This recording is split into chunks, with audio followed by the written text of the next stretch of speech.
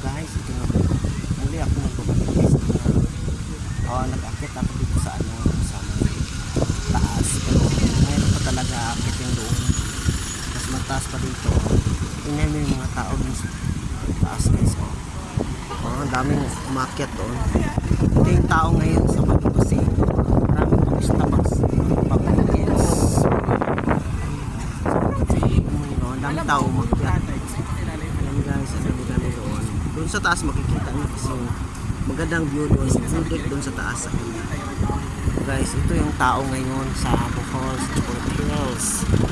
Ay, sa hindi pa nakapunta ng Bohol, bisita kayo dito sa amin sa Bohol. Ito ay matatagpuan sa Carmen Bohol. Ang ganda dito, mahangin, masarap sariwang hangin sa probinsya.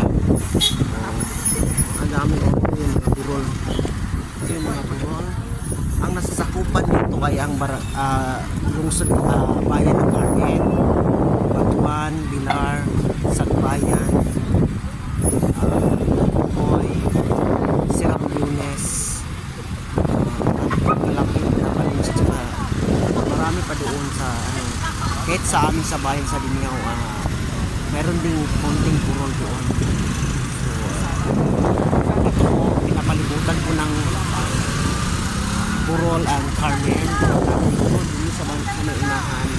Hindi ko pa kasi kinunuhan yung sa likod ko po yun ang mga tao umakyat sa taas.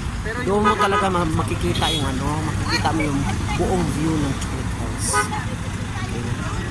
Yan na. Maraming turista, Tagalog, may Chinese. Halo-halo mga bisita ngayon dito sa Bohol. So usually ito yung normal talaga ang mga bisita dito. Nung hindi pa dumating ang pandemic, mas marami pa. Kaso lang unti-unti lang dumarating. After sa pandemic, unti-unti lang sumisigla yung tourism spot dito sa Bohol, especially sa Chocolate Hills. Ngayon, ang dami na. Dami na sasakyan, nagsidapingan na yung masasakyan. Ayan na. Yung iba, nagbabaan na sila. Yung iba, umakyat yung sa taas. Nakikita mo gano'n kadaming tao dito. So, sulit talaga kayo magpunta sa Bohol. Kasi hindi lang Chocolate Hills ang makikita mo. Marami, may mga falls, may mga beach, mga lumang simbahan. Kaya let's go na, saan pa kayo? Kasi ang Bohol isa sa mga nabigyan ng UNESCO na heritage park. Oo, di ba? So, naging lalong sumikat ang Bohol dahil sa award ng heritage sa UNESCO. So guys, hanggang dito na lang muna ako at mag-enjoy muna ako sightseeing pictorial.